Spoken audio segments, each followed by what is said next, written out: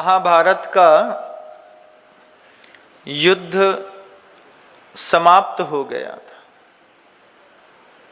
श्री कृष्ण द्रौपदी के पास पहुंचे। पहुंच करके द्रौपदी से कहते हैं, द्रौपदी अब तो जूड़ा बांध लो। वैदिक संप्रदाय में जो महाभारत चलती है उसमें द्रौपदी की एक प्रतिज्ञा थी कि जब तक युद्ध खत्म नहीं होगा तब तक मैं अपने केश राशि को बांधूंगी नहीं। कृष्ण जाकर के द्रौपदी से कहते हैं, द्रौपदी महाभारत का युद्ध खत्म हो गया। अब पूरे के पूरे राज्य की साम्राज्ञी तुम हो। अब तो प्रसन्न हो, अब तुम जूड़ा बांध लो, अब तुम खुशियां मनाओ।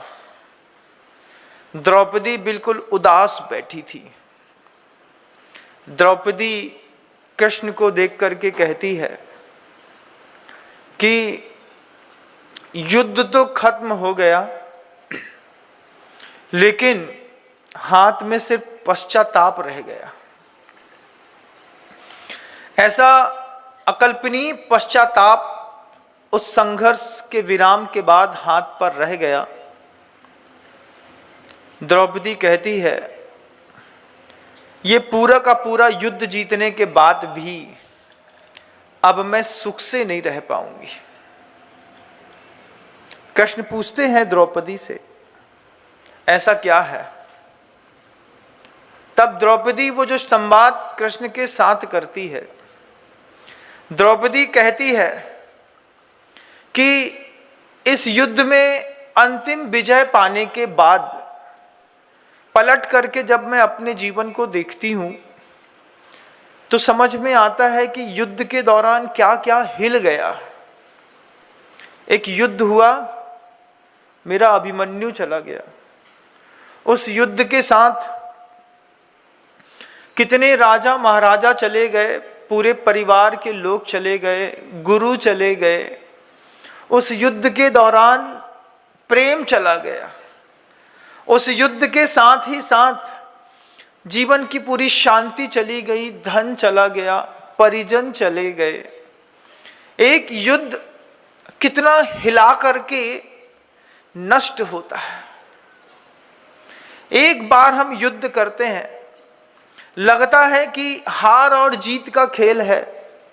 हम कहते हैं, इतनी सी बात ही तो कहते हैं, तुम क्षमा मांग लो, सबके सामने मांग लो, हम आज सब छोड़ देते हैं। लेकिन एक युद्ध में द्रौपदी के वो जो अंतर्भाव थे, द्रौपदी कहती है सब बदल गया। सोचते थे जिनके साथ बीच में रहेंगे वो लोग ही नहीं रहे। साम्राज्य प्राप्त करके भी क्या करेंगे? पिता चले गए, पुत्र चले गए, भाई चले गए, साथ में रहने वाले साधर्मी चले गए। हाथ में रह गई ये जड़ संपदा, ये बड़े बड़े भवन अट्टालिकाएं, ये बड़ा बड़ा साम्राज्य किसके साथ भोगूं? मेरे इस धन के सुख को मेरे साथ भोगने वाला भी तो कोई चाहिए ना। किसके साथ मैं ये धन का सुख भोगूं? जब हम दान देते हैं तो आपके धन का सुख पूरी समाज भोगती है, लेकिन जब आप अपना सुख खुद अपने साथ भोगते हैं तो वो सुख ना होकर के पाप बंध का कारण होता है। एक छोटा सा कलश लेते हैं आप, 51,000 रुपए का दान आपने दिया, लेकिन आपके दान का सुख पूरी समाज को मिलता है। एक बड़ा कलश लेते हैं, एक राशि देते हैं। ये द्रौपदी का एक अंतर्द्वंद था। द्रौपदी कहती है, युद्ध किस कारण से शुरू हुआ, कहां पहुंचा और जीवन में क्या क्या लेकर के चला गया, एक बार स्वस्थ चिंतन करो। कृष्ण द्रौपदी को देख करके मुस्कुरा रहे थे, जैसा मैं आप लोगों को देख करके मुस्कुराता हूं। मैं आप सबके चेहरे पढ़ता हूं। एक अंतर्द्वंद, एक संघर्ष के साथ एक और संघर्ष। संघर्ष से सिर्फ संघर्ष ही मिलता है, इस बात को ध्यान रखिएगा। आचार्य भगवंत बहुत गहरे सूत्र हमेशा कहते थे। अभी तो मैं जब कुंडलपुर से निकला, नवीन आचार्य महाराज, समय सागर जी महाराज श्री ने ऐसे सूत्र दिए मुझे अपने जीवन के विकास के लिए। समय सागर जी महाराज श्री कहते हैं कि देखो विनम्र, बड़े गौर के साथ कहते हैं कि जन्म और मृत्यु के साथ ही मनुष्य की, जीव की भूमिकाएं बदलती रहती हैं। आज हम जिस कुल में जन्म लेकर के आए हैं, जिस पद पर बैठे हैं, उस पद की भूमिका है सर्जन करने की, निर्माण करने की, रक्षा करने की। 3 शब्द थे आचार्य समय सागर जी महाराज श्री के कि जैसे जैसे हम जिस पर्याय में जन्म लेते हैं, उस पर्याय की अपनी अपनी भूमिका होती है। अब देखो, मैं भी इस पद पर बैठा हूं, यह भी एक पर्याय है, इसकी भी एक भूमिका है, संरक्षण करने की, संवर्धन करने की, साथ ही साथ निर्माण करने की। इन 3 भूमिकाओं में गुरुदेव स्वयं बैठे। बात मुझे भी दिखाई दे रही थी, लेकिन आचार्य महाराज जी का इशारा था मेरी तरफ। हर व्यक्ति की हर जन्म में एक भूमिका होती है। मृत्यु के बाद एक नया जन्म होता है, फिर नई भूमिकाओं में अपन चले जाएंगे। आज हम स्त्री की भूमिका में हैं, जैन कुल में आई हुई महिलाओं की या पुरुष की भूमिका में है। आज हम साधु की भूमिका में हैं, कोई आचार्य परमेष्ठी आचार्य की भूमिका में है। ये भूमिका मृत्यु के साथ ही बदल जाती है। गुरुदेव 55 साल तक इस सृष्टि पर साधना का ऐसा परचम फैलाते रहे। आज उनकी भी भूमिका बदल गई ना। आत्मा का एक अद्भुत वैभव है। मनुष्य पर्याय में अपना सर्वश्रेष्ठ देने के बाद आज गुरुदेव की आत्मा भी स्वर्गों में उन्हीं भोग और उपभोग के बीच में रह करके पता नहीं किस स्तर का धर्म ध्यान कर रही। अगर देव और देवियां उपलब्ध हैं, नियोग है, तो 32 तो कम से कम देवियां मिलनी ही है। फिर नंदीश्वर दीप की वंदना, साथ ही साथ उस आत्मा का इस 55 साल 57 साल तक लगातार इस पर्याय में रह करके धर्म ध्यान और साधना के चरम पर पहुंचना। शरीर छूटा नहीं कि भूमिकाएं बदल जाती हैं, आपकी भी बदल जाती हैं और मेरी भी बदल जाती हैं। आज मौका अहिंसा को संवर्धित करने का, आज मौका है पानी छान करके अपने जीवन को एक सौंदर्य देने का। आज मौका है ब्रह्मचर्य की परिभाषाओं से अपनी आत्मा की शक्ति को प्रज्वलित करने का। आचार्य भगवंत बिल्कुल साफ साफ बार बार कहते थे कि जो लोग गृहस्थ होते हैं, वे सारे के सारे गृहस्थ मन की और शरीर की लयबद्धता स्थापित नहीं कर पाते। इसलिए गृहस्थों के जीवन में बहुत आकुलता होती है। मन की लयबद्धता शरीर की लयबद्धता के साथ स्थापित नहीं है। धीरे धीरे उम्र बढ़ती है और बढ़ती हुई उम्र में इंद्रियों का प्रभाव घटता चला जाता है। आंखें बड़ी मुश्किल से साफ देख पाती हैं, कान बड़ी दूर का सुनने में सक्षमता खो चुके होते हैं, जिह्वा जैसा बच्चे खाना खाते थे वैसा खाने की ताकत खत्म हो जाती है। आप खुद अपने जीवन में महसूस करिएगा, बचपन में जिस तरीके की चाट पकौड़ी खाते थे, अब खाते हैं तो क्या प्रॉब्लम होती है। महाराज, पेट में बहुत दर्द होता है, गैस बनती है, रात में चेस्ट में पेन होता है, हाथ में दर्द हो जाता है। फिर आप कंट्रोल करते हैं ना शरीर को, शरीर को तो कंट्रोल करते हैं, मन को कंट्रोल नहीं कर पाते। हम आंख से कम देखना शुरू हुआ तो हमने एक चश्मा लगा लिया, ऑपरेशन करा लिया। सब्स्टिट्यूट तो है, लेकिन ओरिजिनल जो आपके पास पावर है देखा जाए तो वो लॉस हो रहा है। धीरे धीरे शरीर की लयबद्धता टूटती है और मन की वासना वृद्धावस्था में और बढ़ती चली जाती है। आप किसी वृद्ध को देखिएगा जिसने कभी जीवन में जिन्हें भगवान के पूजन अर्चन अभिषेक शांति धारा दान तपस्या उपवास रस परित्याग नहीं किया, जिसने कभी भी अपने पैर से तीर्थ की वंदना नहीं करी, कभी गुरुओं को आहार दान के लिए जिनके घरों में चौके नहीं लगे, बहुत लेविश लाइफ जीने वाले भी बहुत सारे लोग होते हैं, इतने संपन्न होते हैं कि पाप को भोगने के 1000 साधन हैं, लेकिन कुएं का छना पानी एक गिलास भी उनके घर के अंदर उपलब्ध नहीं है। आटा तो बहुत अच्छा मिल जाएगा 10 प्रकार का घर के अंदर, लेकिन सब पैकेट वाला मिलेगा। लेकिन अगर उनसे बोलें कि साधु को खिलाने के लिए 200 ग्राम आटा तुम्हारे घर में, तो वो सोच करके बोलता है कि इस संपन्नता के बावजूद न घर के अंदर छना पानी है, न छन्ना है, न आटा है, न दाल है कि गुरु को दे सके। कम से कम अपने परिवारों में प्रतिदिन एक सामग्री, जब भोजन सामग्री आप भोज्य पदार्थ अपना आप उपयोग करते हैं, उस वक्त एक बार गौर से सोचिए कि अचानक गुरु आ गए तो क्या दे पाऊंगी। देने के लिए पानी भी है 1 बाल्टी की नहीं, 1 लीटर दूध इतना शुद्ध कि अगर गुरु आ जाए तो अचानक उठा करके दिया जा सके, लेकिन घर में उपलब्धता नहीं है। वैभव तो बहुत है, लेकिन संयम के नाम पर कुछ भी घर के अंदर, खुद अपने घर के अंदर टटोलो ना, अपने आंख से अपने आप से पूछो कि क्या शुद्ध घी उपलब्ध है, मसाले उपलब्ध हैं। अचानक गुरु आए तो जितनी देर में पूजा करें उतनी देर में क्या हम गुरुदेव को कुछ दे पाएंगे? उत्तर ना में निकलेगा। ये जीवन का सौंदर्य नहीं है, ये भोग विभागिता का चरम है। हमारे घर में हमारे लायक तो सब है, हमारे गुरु के लायक एक जग पानी तक नहीं है।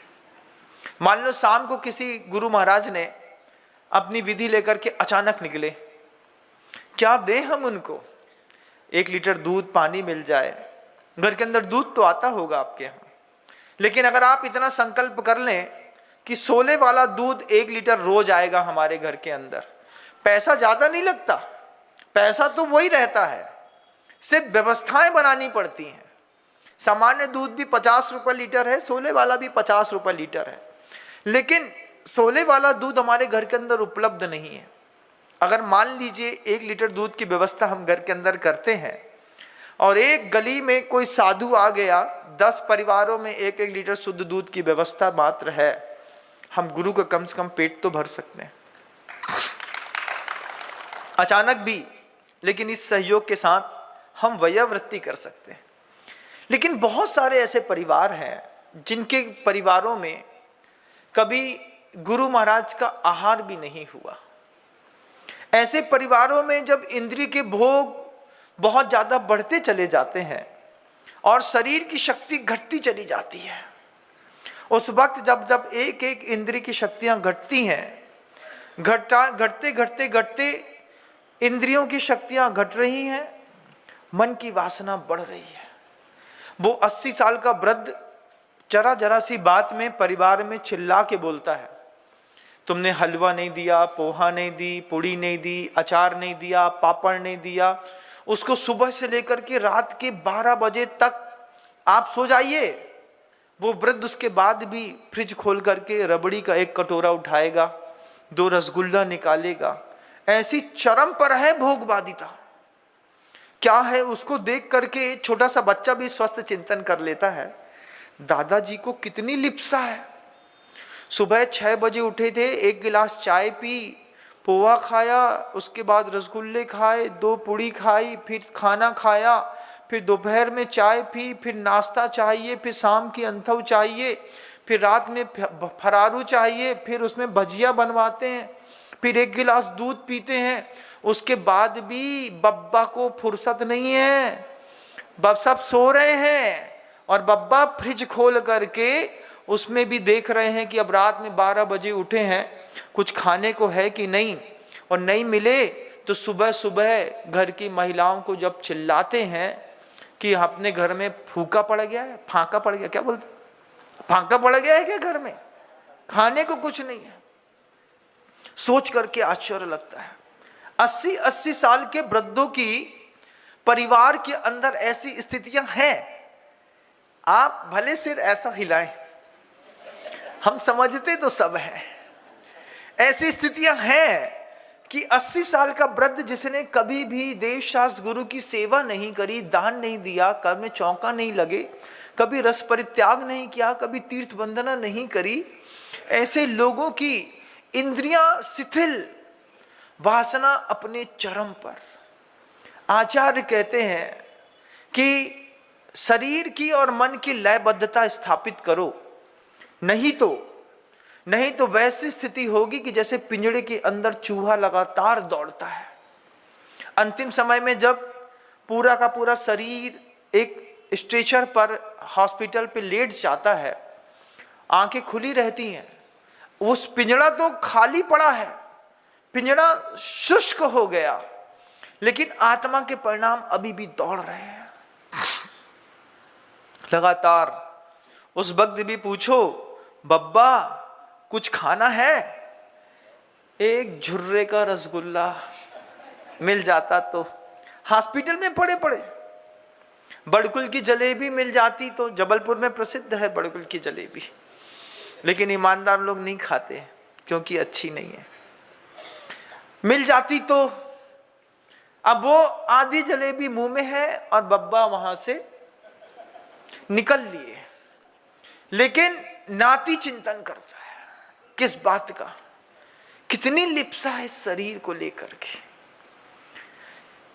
शरीर की और मन की लयबद्धता अपनी चेक करिए। उम्र के जिस पड़ाव पर हैं, उम्र के उस पड़ाव में धन की, मन की, तन की वासना कितना परेशान करती है।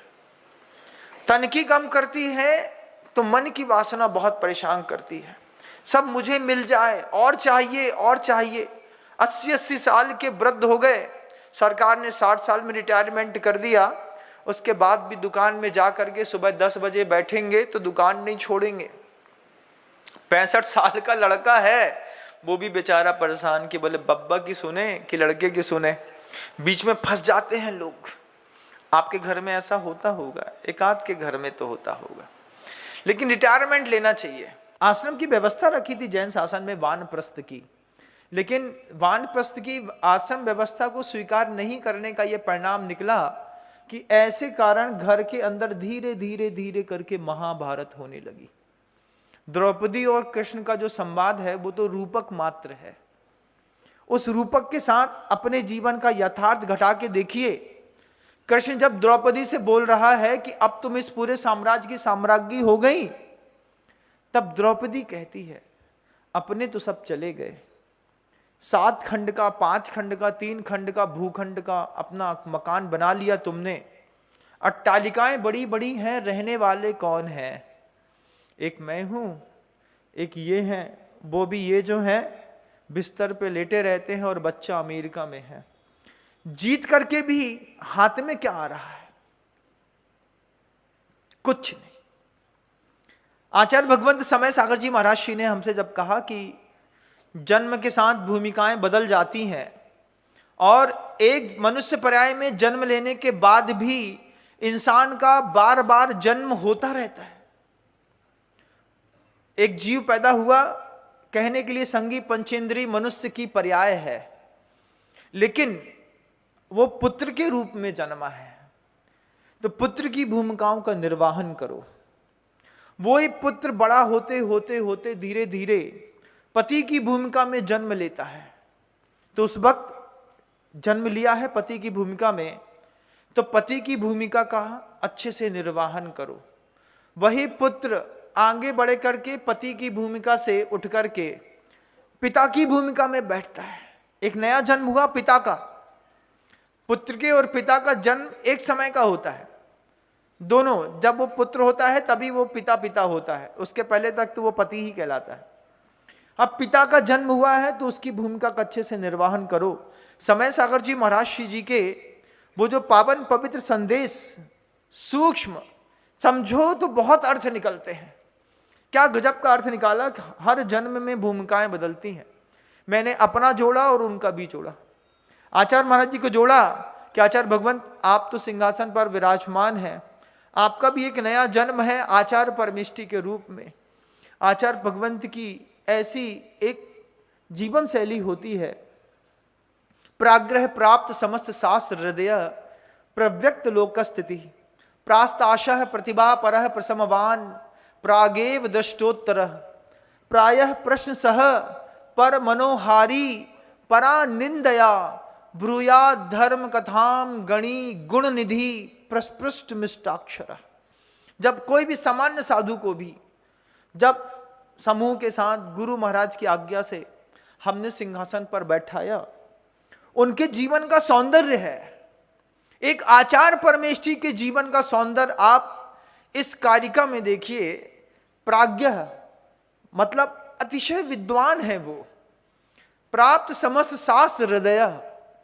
दोनों लोग दुनिया का दिल जीतने में लगे रहते हैं, लेकिन आचार परमेष्ठी के लिए कहा कि जितने भी शास्त्र आगम सम्मत हैं, उन आगमिक शास्त्रों के हृदय को, हार्द को, उनकी अर्थ को, भावनाओं को, उनकी शक्तियों को जिन्होंने अपने हृदय में हृदयस्थ करके आत्मसात कर लिया है, प्राज्ञ प्राप्त समस्त शास्त्र हृदय प्रव्यक्त लोक स्थिति, लोक की स्थिति के भी जानकार है। वो जानते हैं इजराइल में क्या हो रहा है, हमास में क्या हो रहा है, कहां पर आपदा आ रही है, व्यक्ति की मानसिक स्थितियां कैसी हैं, कसाय भाव कितना बड़ा है, मायाचारी कितने चरम पर है व्यक्ति के। प्रव्यक्त लोक स्थिति। उसके बाद एक सौंदर्य है आचार्य परमेष्ठी का, प्रास्ताशा, आशा से रहित है। हम आप तो थोड़ी बहुत किसी से उम्मीद कर भी लें, सामान्य साधु होकर के मैं आपके साथ कुछ सोच लूं, आचार परमेष्ठी आशा रहित होते हैं। कितनी निर्विकल्पता है उनके चेहरे की, एक बार देखो तो देखो। आचार्य के पद पर बैठने के बाद गंभीरता, सायर मिव गंभीरा सिद्धा सिद्धिम मम दिसंतु शब्द हैं। इंसान सिंहासन पर नहीं बैठते, भगवान सिंहासन पर बैठते हैं। हमने जीवित भगवान को, चलते फिरते भगवान को जब सिंहासन पर बैठाया है, और हम अगर उनके बारे में विचित्र प्रकार की धारणाएं बना लें, कुछ साधु हैं, कुछ लोग हैं जो लगातार, जिनको मंथरा और कैकेयी का अभिनय करने पर आनंद आता है, शकुनी जैसा रोल प्ले करने में आनंद आता है। कभी किसी ने कह दिया, अरे निर्णय लेने की क्षमता नहीं है, इससे पूछते हैं, वैसा पूछते हैं। ऐसे शब्द बोलते वक्त जिस कर्म का आप बंद कर रहे हैं, उदय में आएगा तो सहन नहीं होगा। सुनता हूं मैं कभी कभार तो बड़ा विचित्र लगता है। वैसे लोग मेरे सामने बोलते नहीं हैं, वो जानते हैं कि विनम्र सागर जी महाराज शुद्ध सिंहासन से बने हैं। जब तक प्राण रहेगा जीवन में, सिंहासन आचार्य जो कहेंगे, जब तक वो आज्ञा और आदेश नहीं देंगे एक कदम नहीं बढ़ाऊंगा। लोग जानते हैं इस बात को, तो मुझसे इस तरीके की बात कहने पर कतराते हैं, कहते नहीं, लेकिन उसके बाद भी दूर से थोड़ी थोड़ी, जैसे घंटे की झंकार बहुत दूर से सुनाई देती है, ये झंकारें भी मेरे कान पर आ जाती हैं। उस वक्त सोचता हूं, सिंहासन पर बैठा हुआ कोई इंसान सुनाई देती है, ये झंकारें भी मेरे कान पर आ जाती हैं। उस वक्त सोचता हूं, सिंहासन पर बैठा हुआ कोई इंसान नहीं है, सिंहासन पर चलता फिरता एक भगवान स्थापित किया है हमने। और भगवान तो वैसे भी कम बोलते हैं, और आचार्य भगवंत तो खुद बोलते थे इस बात को, परिंदों को मिलेगी एक दिन मंजिल, ये उनके फैले हुए पर बोलते हैं। ये हम लोगों के लिए गुरुदेव पंडित मूलचंद जी लोहारिया जी से कहते थे। मूलचंद जी लोहारिया जी ने कहा कि ये कितना बोलते हैं आपके संग के साधु, दिन भर बात करते रहते हैं। तो आचार्य श्री जी ने मुस्कुरा करके कहा था पंडित मूलचंद जी लोहारिया जी से, परिंदों को मिलेगी एक दिन मंजिल, ये उनके फैले हुए पर बोलते हैं। खामोश रहते हैं जमाने में जो लोग, अक्सर उनके हुनर बोलते हैं। आचार्य समय सागर जी महाराज खामोश रहते हैं, मौन रहते हैं, कम मुस्काते हैं। तो लोगों ने मुझसे कहा कि वो व्यवहारिक नहीं है। हमने कहा भगवान व्यवहारिक होता कब है? भगवान तो अंतर्मुखता का धनी होता है। वो जब मुस्कुराते हैं उनकी मुस्कुराहट के साथ लोक कल्याण छिपा रहता है। जब वो बोलते हैं, जब संवाद करते हैं, तीर्थंकर समा सूरी सूत्र है हमारे यहाँ का, आचार्य भगवान तीर्थंकर के समान होते हैं, जिनकी शक्ति का कोई अंदाजा नहीं होता, शांत हैं। ठीक वैसे ही जब वो अपना दांव खेलेंगे तब षष्ठी पर किसी का ना विनाश होगा ना अहित होगा। मात सर्जन के लिए आचार्य महाराजों को गद्दी पर बैठा करके उनके चरणों की सेवा करने का सौभाग्य हम जैसे आप जैसे लोगों को मिला, ये हमारे जीवन का पुण्य है। उनके जीवन में तो जवाबदारी है, उनके जीवन में बंधन है, न दिन उनका न रात उनकी, न बाहर वो अपने में न अंदर वो अपने में। वो जवाबदारियों के बीच में बैठे हुए इतनी गंभीर प्रकृति के साथ अपने उस पूरे संघ का निर्वाहन कर रहे हैं। संघ मात्र उतना नहीं जो उनके साथ खजुराहो में विराजमान है, ये भी उनका संघ है जो इंदौर में विराजमान है। यहाँ की कलशों की स्थापना भी मेरी थोड़ी, गुरु महाराज समय सागर जी महाराज जी की कलशों की स्थापना थी। उनका आदेश, उनका निर्देश, उनकी देशना, साथ ही साथ उनका रेवती रेंज के प्रति जो उनका खुद का निजी कर्तव्य था, मंदिर निर्माण के लिए बच्चे को भेजना बाप की उपस्थिति मानी जाती है, ये सोच करके जनता ने बहुत समर्थन दिया, मेरा लगातार दे रही है। अभिभूत हूं मैं इंदौर की जनता के साथ कि इस तरीके से छोटे से सामान्य से साधु को इस तरीके की प्रतिष्ठा देकर के उसका सहयोग देना, जरा जरा सी बात पर समर्थन देकर के हाथ मजबूत करना बड़ा अच्छा लगता है। कोई सामान्य सी महिला भी, कल तो मैंने जीवन का वो एक अभूतपूर्व अवसर मेरी आंखों के सामने आया, जब जिसको आप किन्नर कहते हैं, हिजड़ा कहते हैं, छक्का कहते हैं, ऐसे 12-13 किन्नर एक साथ आकर के 1.25 लाख रुपए की राशि कमेटी को दे गए। उनसे हमने पूछा कि किन्नर होकर के आप दान दे रहे हैं। उन्होंने एक ही बात कही कि ये हमारी ये जो चमेली है, ये चमेली आपका प्रवचन सुनती है और इसने आपका प्रवचन सुना। प्रवचन सुन करके जब आपने प्रतिभा स्थली की बेटियों का संवाद करी, तब हमको अपनी पर्याय का दुख हुआ। इसने सबको सुनाया, हम लोगों ने सबको रात में बैठ करके, किन्नरों ने रात में बैठ करके प्रतिभा स्थली की संवाद और बेटी बचाने की बात जो मैंने मंच पे कही थी, वो बात को सुना। फिर सारे किन्नर आकर के हमसे बोले, कमेटी भी उपलब्ध थी वहां पर, आपको फोटो कल दिखाएंगे, शायद वो आज कहीं कार्यकर्ता बाहर चले गए हैं। वो कहते हैं कि हम समाज के उपेक्षित वर्ग के लोग हैं, जीवन भर उपेक्षा का शिकार रहे हैं, हमसे आप 1.25 लाख रुपए की राशि लेकर के इस पैसे से किसी बेटी का भविष्य बचा लो, किसी बेटी को बड़ा कर दो। आत्मा ऐसी तृप्त हुई कि उस पर्याय में जाने के बाद भी आदमी अपनी भूमिका नहीं भूला। उस पर्याय में जहां घर घर में जाकर के व्यक्ति नाचता है, गाता है, ताली बजाता है, लेकिन चेतना तो आत्मा होती है ना।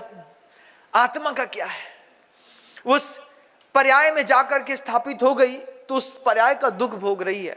लेकिन उस पर्याय में भी अपनी भूमिका उन लोगों ने निश्चित करी और निश्चित करने के बाद कहा कि ये 1.25 लाख रुपए की नगद राशि हम चाहते हैं उपेक्षित लोगों के माध्यम से भी एक प्रतिभा स्थली में बच्ची पड़ जाए, ये हमारे जीवन का सौभाग्य है। तब लगा क्या जैन शासन के शब्दों की महिमा है, क्या लोगों की भावुकता है। हम सोचते हैं कि सब अपने आप हो जाएगा, लेकिन आप घर के अंदर बैठ करके 100 रुपए दान की घोषणा के लिए जब मैं लोगों को प्रेरित करता हूं, लोग सहयोग देते हैं, लेकिन जो नहीं दिए हैं अभी तक, उनको भी विचार करना चाहिए। जब एक किन्नर होकर के, समाज समूह होकर के, और उनने कहा कि हम और भी करेंगे, समय आने दीजिए, हम और भी करेंगे। हमने उनसे ज्यादा संवाद किया नहीं, क्योंकि पहली बार मेरा उनके सामने आमना सामना हुआ, लेकिन देख करके मैं गदगद हुआ कि ऐसी भी चिंता लोग कर सकते हैं। आचार्यों का बड़ा वैभव है। आचार्य समय सागर जी महाराज जी के बारे में क्या बोलूं मैं, भगवान है वो। उनके बारे में जीवन का 20 साल मैं उनके साथ रहा हूं। मैंने देखा है जैसे मुख्य भूमिका पन्ना धाय ने निभाई थी और पूरा शासन सुरक्षित किया था, ऐसी गुरुदेव के इस पवित्रतम शासन में वो पन्ना धाय से कम नहीं कि लगातार चुपचाप और मौन रह करके उन्होंने जिस तरीके से पिछले 50 सालों में शासन को संभाला, एक एक साधु को तैयार किया, एक एक साधु को ज्ञान दिया, व्याकरण पढ़ाई, सिद्धांत पढ़ाया, न्याय पढ़ाया, दर्शन पढ़ाया, प्रेम करुणा वात्सल्य पढ़ाया, तैयार किया।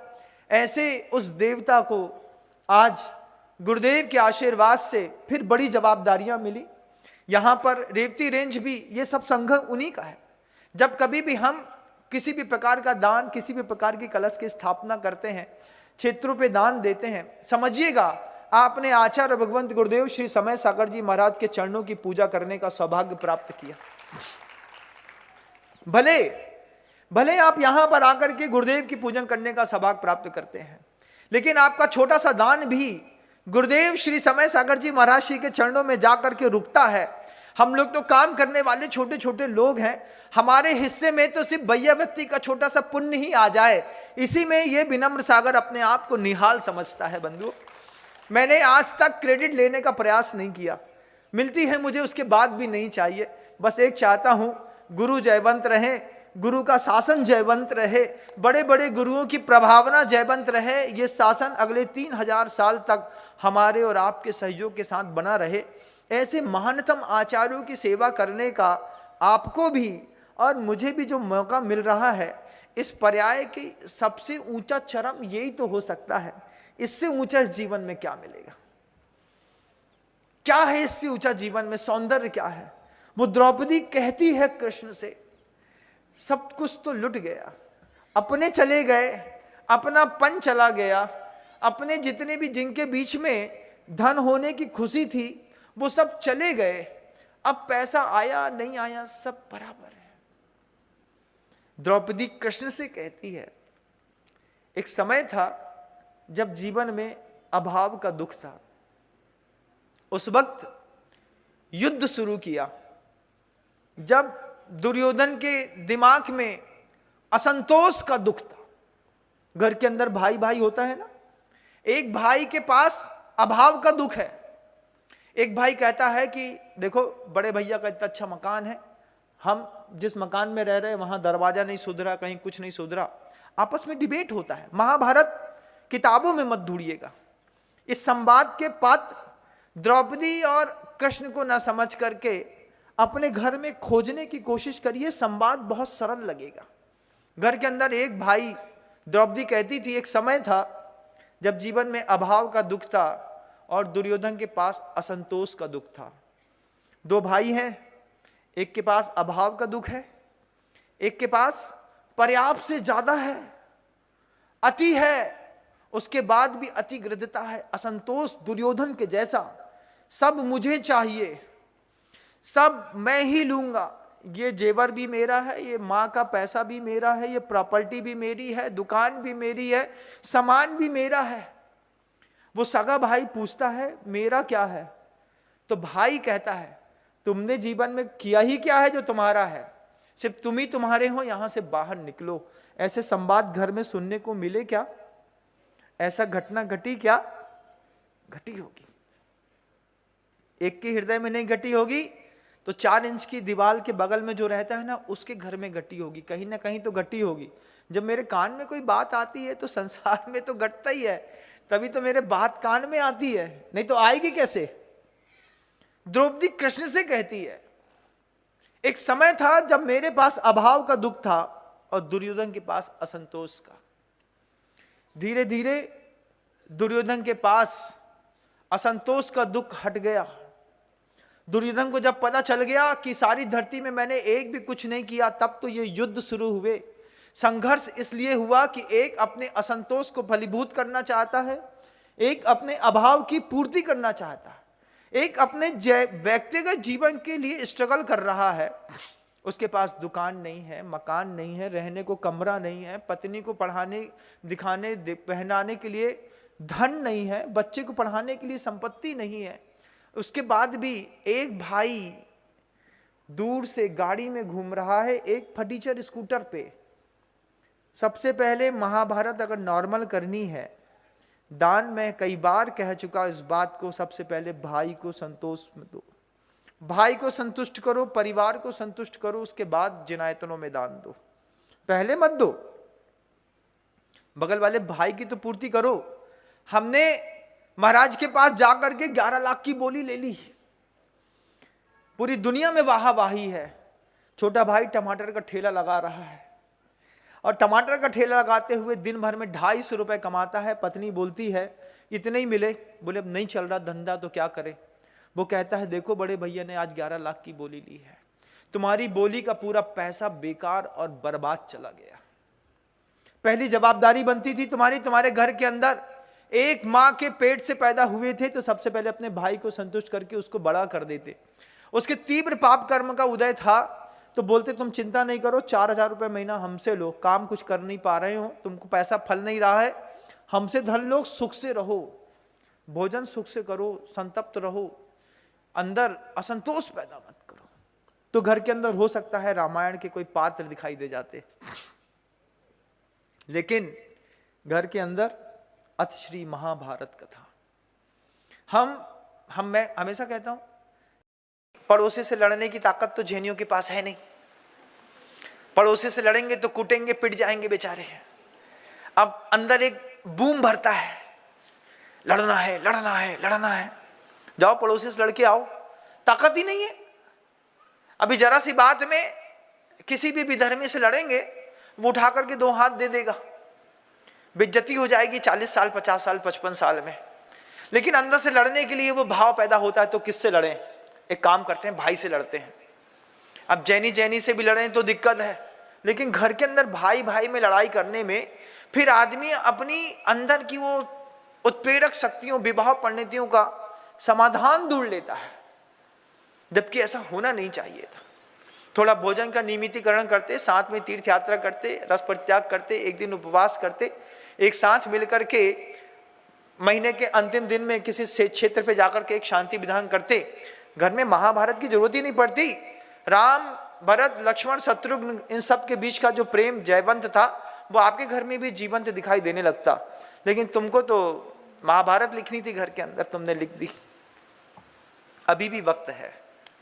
अगर इस उद्बोधन को सुनने के बाद भी लगे कि हमसे इस तरीके का कोई वैचारिक या नैतिक अपराध हुआ है, अपने भाई को शाम के समय खाना खाने के लिए, भोजन करने के लिए सबसे पहले बुला लो।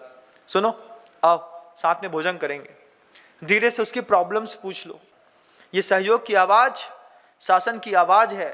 आज शासन की आवाज देने वाले गुरुदेव हमारे बीच में नहीं है, और हमारे आचार्य परमेष्ठी अंतर्मुखी हैं ऐसा नहीं। आचार्य सर्वगुण संपन्न है, वो सब जानते हैं, सब कहते हैं, लेकिन साधना के चरम को वो भी और पाना चाह रहे हैं तो खजुराहो में चला करके जाकर के विराजमान हुए।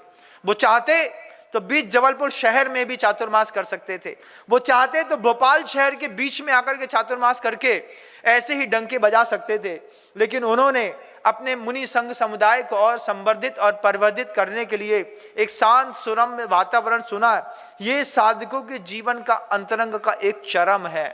गृहस्थों को समझ में नहीं आएगा, हमको समझ में आता है। हमको जब कोई क्षेत्र में भेजा जाता है तब लगता है कि अब सुकून की जिंदगी है। ये शहरों के बीच में रहना संघों के साथ गुरुदेव को कभी पसंद नहीं था। गुरुदेव ने अपने 50 साल के शासन काल में या तो अमरकंटक में रह लिए, बीना बारा में रह लिए, चंदगिरी में जाकर के रह लिए, खजुराहो में जाकर के रह लिए, रामटेक में जाकर के रह लिए। मेरे 20 चातुर्मास तो मेरे 4 क्षेत्रों में खत्म हो गए गुरुदेव के साथ रह करके। आचार्य भगवंत कहते थे इतना बड़ा संघ लेकर के मैं शहर में जाऊंगा, विप्लव मचाना है क्या शहर के बीच में? लोग साधु को देखते रहेंगे, भीड़ में देखते रहेंगे। संवेग और वैराग्य की रक्षा के निमित्त आचार्यों ने तीर्थों को सुना, वहां पर जाकर के धर्म तीर्थ की स्थापना करी। धर्म संस्थापना साय संभवामी युगे युगे। जैसे उस युग में गुरुदेव हुए थे, वैसे ही आज के वर्तमान युग में आचार्य भगवंत समय सागर जी महाराज हमारी श्रद्धा के महान सिंहासन पर विराजमान होकर के जो सुख प्रदान कर रहे हैं, उनके लिए प्रतिदिन पूरी दुनिया के लोगों को अर्घ चढ़ाना चाहिए। जब कभी भी मंदिर में पूजा के बाद सबसे पहले समय सागर जी महाराज श्री का अर्घ्य चढ़ा करके प्रभु को नमोस्तु नमस्कार करते हुए प्रार्थना करो गुरु महाराज की जीवन दीर्घायु हो, शतायु हो, वे अपने कर्तव्यों का पालन कर सकें, जिनकी क्षमता से पूरा विश्व चमत्कृत हो सके। ऐसी शुभ भावनाएं बार बार अपने आचार परमिष्टि के लिए भाना चाहिए। दुनिया भर के लोग नजर लगाते हैं, उनकी नजरों को उतारने के लिए भी आपकी ये प्रार्थना, ये वाइब्रेशन, ये शुभ लेशाएं गुरु महाराज को और संवर्धित करने में छोटे छोटी भावनाएं निमित्त बनती। कर्तव्य है, भूल गए हैं, नहीं पता है तो जानकारी तो होना चाहिए ना, नहीं होना चाहिए, होना चाहिए। द्रौपदी कृष्ण से कहती है, दुर्योधन के पास असंतोष का दुख था, यहां पर पांडवों के पास अभाव का दुख था। धीरे धीरे धीरे धीरे धीरे युद्ध चलता रहा, चलता रहा, चलता रहा। चलते चलते उसके बाद एक भ्रम का भी दुख होता है। मृग मरीचिका में जैसे हिरण परेशान हो जाता है, ठीक ऐसे ही जीवन में एक भ्रम का दुख भी है हमारे पास। सोचते हैं मुसीबत में काम आएगा, काम आएगा, काम आएगा। पुण्य का पल्ला इतना तेज था, आज तक मुसीबत आई नहीं, जिंदगी निकल गई, लेकिन संग्रह में लगे रहे लोग। अभाव के दुख, असंतोष के दुख से ऊपर है ये भ्रम का दुख। फिर धीरे धीरे एक अल्पता का दुख होता है, एक और दुख होता है। अल्पता का दुख कैसा होता है, उदाहरण देके बताऊं, अच्छा लगेगा आपको। बोले हाँ महाराज ऐसा होता है। एक व्यापारी को 1 करोड़ रुपए दिए, 1 करोड़ रुपए देने के बाद 6 साल तक तो उसने पैसे नहीं दिए। तब बहुत बुरा लगता था कि 1 करोड़ मार लिए, मार लिए, मार लिए। फिर धीरे से उसने एक दिन बुला करके 80 लाख रुपए आपको दे दिए। 80 लाख मिल गए, मरी हुई रकम का 80 लाख अंदर आ गया, 20 लाख नहीं आया। दुख काय का है, काय का है? 20 लाख का दुख है। क्या दुख है महाराज? अरे महाराज उसने 20 लाख अभी भी नहीं दी। अल्पता का दुख है। जो प्राप्त है उस ओर दृष्टिपात नहीं है। 1 करोड़ की पूरी रकम मार ली थी धनी ने, सेटलमेंट हुआ, कम से कम 80 लाख दे दिए। बोले 20 लाख। अब उसने कहा देखो सेठ, अब 20 लाख की बात नहीं करना, अब निकल जाओ चुपचाप तुम यहां से। अब घर के अंदर इस बात का धक्का लगा है, 1 करोड़ की रकम गई थी, 20 लाख नहीं आया है। अभी तक क्या गया था तुम्हारा, चला गया था, 1 करोड़ चले गए थे। लेकिन जीवन में ये अल्पता का दुख तुमको कितना परेशान करता है, करता है कि नहीं? सिर्फ धन के मामले में नहीं, और भी मामलों में परेशान करता है। खाने पीने के मामले में अल्पता का दुख परेशान करता है। घर से खा के निकलो, पता चले रिसेप्शन में बहुत अच्छे आइटम, अब पेट में डाल ही नहीं पा रहे, ठूस ही नहीं पा रहे, घुस ही नहीं रहा है अंदर, पेट भरा है। अब उसमें भी दुख लगता है, काय को घर से खा के आए, इतने पे आ गए होते तो कम से कम ये सब खाबे मिल जातो। भूख नहीं पा रहे, लेकिन अंदर ही अंदर एक दुख तो पैदा होता है। किसी के अच्छे बड़े आदमी के रिसेप्शन में चले जाओ, 40 प्रकार की मिठाई, 70 प्रकार का अचार, 20 प्रकार का जूस, चावल हो, साथ में 6 प्रकार की रोटियां बनी हो, 20 प्रकार की सब्जियां बनी हो, पापड़ हो, चटनी हो, कैंडी हो, देख देख करके घबराहट हो जाती है। आदमी पहले प्लान बनाता है, चावल खाऊंगा, ज़्यादा खा लूँगा तो पेट भर जाएगा, फिर ये नहीं खा पाऊंगा, फिर ये नहीं खा पाऊंगा, ये नहीं खा पाऊंगा। वो बेचारा संकोच में, फिर वो क्या करता है, वो थोड़ी थोड़ी चीज, हर चीज ट्राई करता है। 1 चम्मच कैरी का अचार लेता है, मुंह में खा के देखता है, अच्छा है। फिर अदरक का लेगा, अच्छा है। 70 प्रकार के अचार टेस्ट करने थे। फिर दाल चावल भी खाना था, रोटियां भी खानी थी, सब्जियां भी खानी थी, पूरी मिठाइयां भी खानी थी। पूरी खा ली तुमने, खाने के बाद भी एक दुख है, क्या? वो मिठाई अच्छी थी लेकिन भरपेट नहीं खा पाए। का भरपेट क्यों नहीं खाया? अरे भरपेट खा लेते तो फिर सब नहीं खा पाते। सब खावे के चक्कर में हमारा पेट भी नहीं भरो, पेट पूरा भर भी गया, घुस गया है सब तुम्हारे पेट के अंदर, कुछ बचा थोड़ी है। लेकिन मानसिकता में जो इस तरीके की विचार शैली में ये खोपड़ी खड़बड़ खड़बड़ करती है, ये दुख होता है कि नहीं होता? बताओ, अच्छा होता है कि नहीं होता? आज भी याद है जब मनीष जी गोधा जी ने वो सुमतिनाथ भगवान जी का वो किया होगा ना आपके यहाँ, और फ्री में तुम लोग जाकर के वहां पर अच्छे से ले दे के आए थे। आज भी याद है, ऐसा वैभव तो मैंने कभी नहीं भोगा। आज भी लगता है मन के अंदर। हाँ महाराज, बात तो सही कह रहे हैं आप। अल्पता का दुख, एक अधिकता का भी दुख होता है। उसी अल्पता के बाद अधिकता का दुख होता है। कैसा होता है महाराज? गरम गरम निकल रही थी, अच्छी खा ली, एक के बाद एक के बाद एक के बाद एक के बाद एक, फिर बगल में 4 लोग और आ गए। उन्होंने कहा अरे ऐसा थोड़ी होता है, हमारे हाथ से भी एक खाना पड़ेगा। 6 रसगुल्ला तो पहले ही खा चुके थे, 7 खा लिया। उसके बाद साली आ गई। साली ने कहा जीजा जी एक हमारी तरफ से, उसकी बात कैसे टालते, उसका एक खा गए। अब पेट में पहुंच गया, अब बेचारा फंस गया। अधिकता का दुख कभी अफरा में देखा है?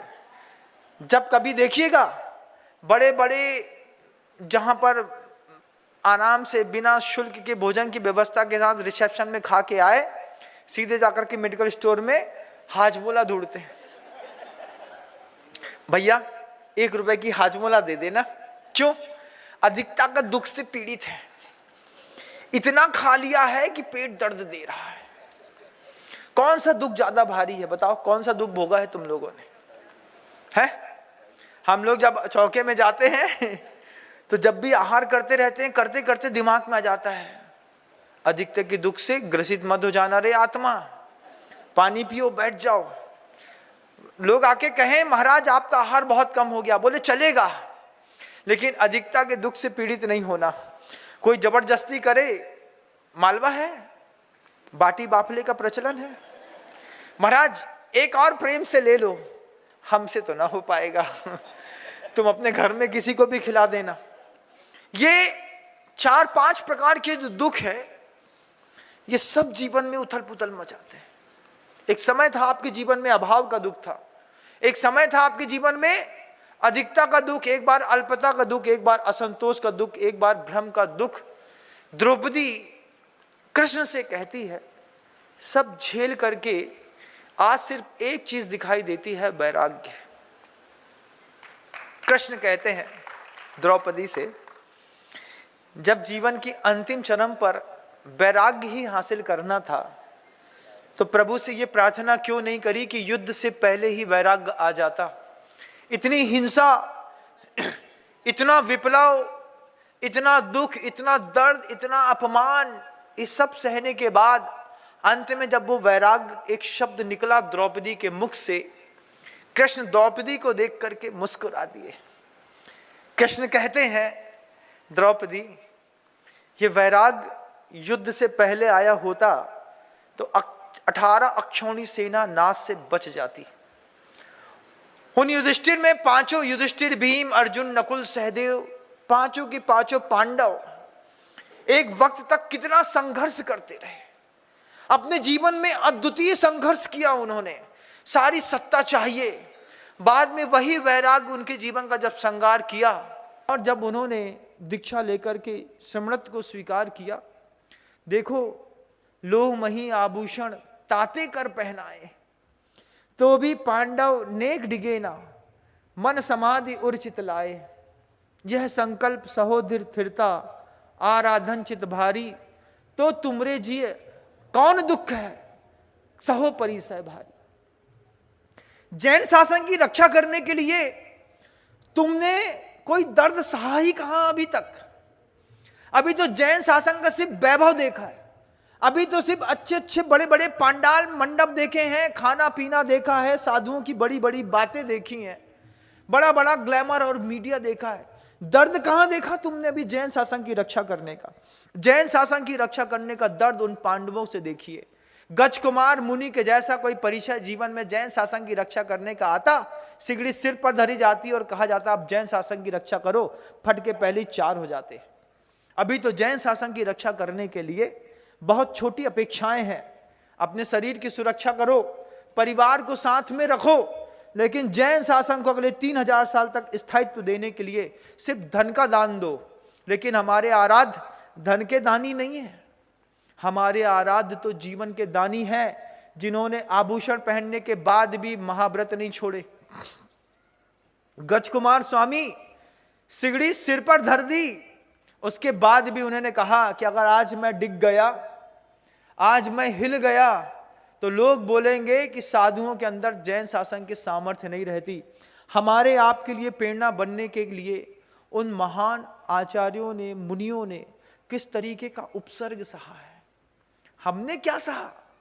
कुछ नहीं। मैं खुद अपने जीवन में देखता हूं क्या सहा, कुछ नहीं सहा। गुरुदेव ने बना बनाया प्लेटफॉर्म दिया, बनी बनाई प्रसिद्धि दी, साधना सिखाई दे करके। जैसे एक केले का पेड़ एक बार फल दे करके धरती छोड़ देता है, ऐसे वो छोड़ करके धरती चले गए, नया केला का पेड़ खड़ा करके, इस उम्मीद के साथ नहीं कि अपना फल खुद खा लें, इस उम्मीद के साथ भी नहीं कि सिर्फ अपना जी लें तो बहुत बड़ी बात हो गई, इस उम्मीद के साथ कि पेड़ लगा है, मजबूत है, तो किसी दूसरे का पेट भरेगा आपका। आप भी जैन शासन के एक वृक्ष हैं, शावक भी एक वृक्ष है। गुरुदेव ने हमेशा कहा कि साधु की तपस्या से बचनी होती है गृहस्थों की तपस्या। वो 22,000 परिचय सहन करता है और तुम्हारे जीवन में सिर्फ 22 है। उसको अपना परिवार चलाना, पत्नी चलानी, मान अपमान सहना, हर्ष विषाद सहना, सुख दुख के बीच में रहना, उसके बीच वो तुम्हारा माथा ऊंचा करता है। वो तुमसे बड़ा तपस्वी, उस तपस्वी, लेकिन उसके बाद भी उस तपस्वी से इस बात को तो कहूंगा कि अभी तुमने सहा क्या है जैन शासन की रक्षा करने के लिए? बताओ, क्या कभी भूखे रह पाए? सुबह से लेकर शाम तक मान लो विधान में भी 6 घंटा खड़ा कर दिया, तो जाते ही साथ यहां से खोलते हैं तो सबसे पहले भोजनशाला में टूटता है इंसान, खाना है बिल्कुल लिप्सा के साथ। लेकिन जैन शासन के उन आचार्यों को देखिए, जैन शासन में अकलंक स्वामी को देखिए, शासन की रक्षा करने के लिए जिन्होंने माथा नीचा ना हो अपने प्राण छोड़ दिए। चिलाती पुत्र को देखिए, चील माथे पर बैठ करके आंख नोच के खा गई, चाहते तो एक हाथ से भगा देते, कुछ कर देते, लेकिन इतिहास में नाम दर्ज करना था, इतिहास को भी बताना था इस बात के लिए कि तुम्हारे गुरुओं के अंदर इतनी ताकत थी कि चील माथे पर बैठ करके अपनी चोट से आंख नोच के खा गई, लेकिन तुम्हारा गुरु डिगा नहीं, तुम्हारा शावक वो भी कम नहीं था। सेठ सुदर्शन जैसे शावक भी इस धरती पर हुए, विजय सेठ विजया सेठानी हुई। इस सृष्टि पर तो जैन शासन को समझने वाली, कीमत समझने वाला, भावनात्मक शक्ति का धर्मात्मा वो सुअर भी हुआ जो साधु की रक्षा करते करते अपना प्राण छोड़ करके चला गया और जैन शासन के इतिहास में अपने अमरत्व का नाम लेकर के रख करके चला गया, हमको सिखा गया।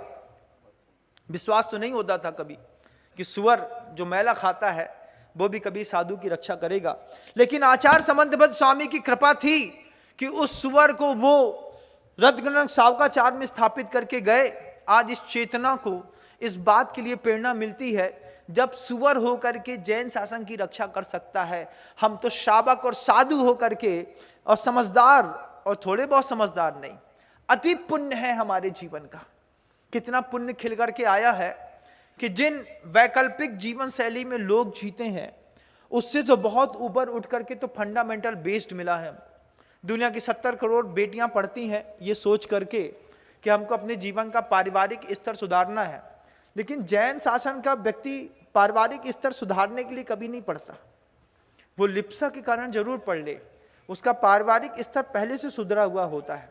कुछ लोग रहते हैं अभावग्रस्त, साधर्मी को संभालता है, नहीं संभालता है तो साधु संभालते हैं। बंधु, तुमको कोई दर्द नहीं सहना पड़ा आज तक जैन शासन की रक्षा करने के लिए। आचार्यों ने आज तक कभी तुमसे तुम्हारी जान नहीं मांगी, कभी नहीं कहा कि जैन शासन की रक्षा करने के लिए आज तुमको अपनी जान देनी पड़ेगी। आचार्यों ने बहुत शालीन तरीके से, अहिंसामयी परमो धर्म था, गुरुओं ने हमेशा कहा शासन के लिए मरो मत, जिंदा रहने का संकल्प करो, शासन के लिए, अपने शासन की सुरक्षा करने के लिए सामर्थ्य को पैदा करो कि शरीर के साथ खिलवाड़ नहीं करेंगे, इसकी सुरक्षा करेंगे। जब तक ये शरीर सुरक्षित रहेगा तब तक तुम्हारा जैन शासन भी सुरक्षित रहेगा। कई कौमें ऐसी हैं अपने धर्म की रक्षा करने के लिए बंदूकें पकड़ाती हैं, कहती हैं कि हम अपने धर्म की रक्षा करने के लिए जान दे सकते हैं। मैं हमेशा कहता हूं अपनी धर्म की रक्षा करने के लिए अपनी जान सुरक्षित रखो, अपना धर्म सुरक्षित रखो, लोगों में प्रभावना करो और यथाशक्ति यथासंभव दान देकर के जीवन पवित्र करो। शब्दों को विराम इसलिए दूंगा कि समय आपका हो गया है। आपने धैर्यपूर्वक मुझे सुना, साधुवाद देता हूँ। कल पुनः 8:30 बजे गुरुदेव के मांगलिक पूजन के बाद उद्बोधन आपके लिए बीच में रहेगा।